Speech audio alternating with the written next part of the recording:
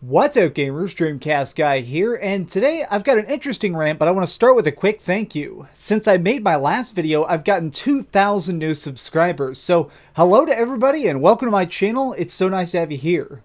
Now, last night we actually had a final confirmed thing that's a little bit disappointing to some of us. The director of Assassin's Creed Origins has now officially confirmed that it will not be coming to the Nintendo Switch. We'd already heard leaks and rumors from developers supposedly saying that they thought that the machine just wasn't powerful enough to actually play the game. It is just so big, it has so much sailing and so much just open world exploration that they figured that it wouldn't run at all.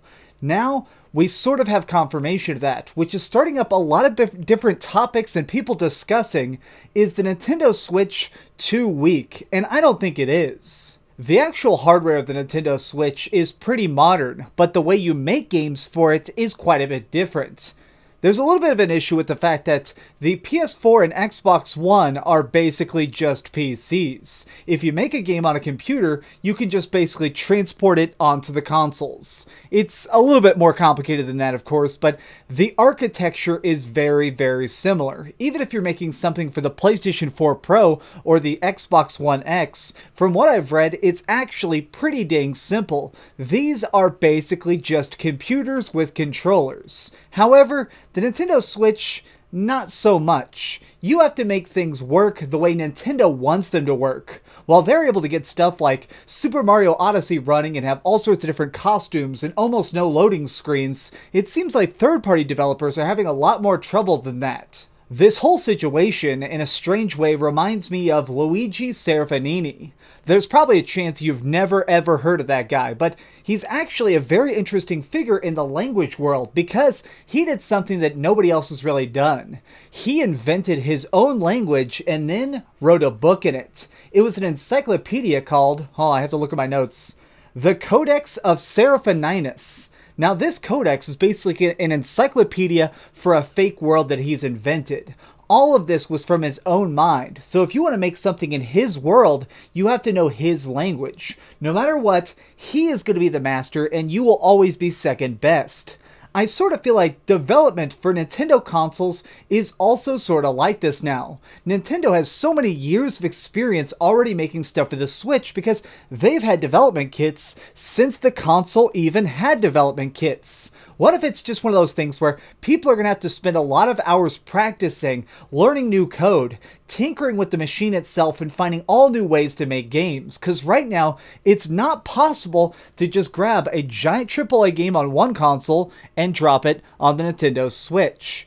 That's not necessarily a bad thing, though. We've seen this with other consoles in the past. Let's look at the PlayStation 3. When this came out, it was extremely confusing to everybody trying to design stuff for it because it had asymmetrical processors. Making a game for it required you to program your game to have all these specific functions. You had to tell a certain part of the console how to make water work. You had to tell a certain part of the console how to process sound. It was very, very intricate is basically what I'm getting to. And that's why stuff like Skyrim, when it first came out on this, was extremely glitchy. I mean, you'd see dragons flying backwards and stuff because it would mess up trying to keep all these different algorithms and orders in the proper process. But over time, people began to figure it out. They began to figure out all the tricks, and eventually, people got better at making stuff for the PlayStation 3 than even the Xbox 360, which, keep in mind, was basically a computer in a box.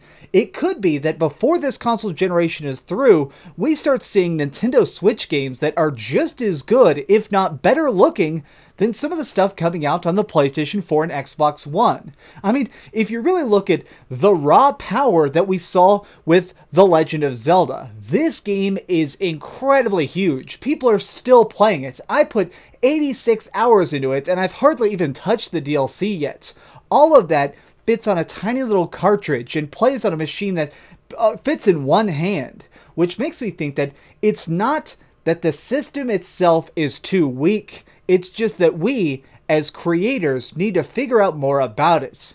Ever since we started having dedicated hardware for gaming, there's been certain stuff that is just much more difficult to work, even if the processors and everything are actually really strong. You know, I have a bunch of Assassin's Creed games behind me, and one of them is Assassin's Creed Bloodlines. I know people actually kind of rip into this one, but I thought it was pretty interesting. I like the PSP a lot though, so I'm a little bit biased. This was never put on any other console.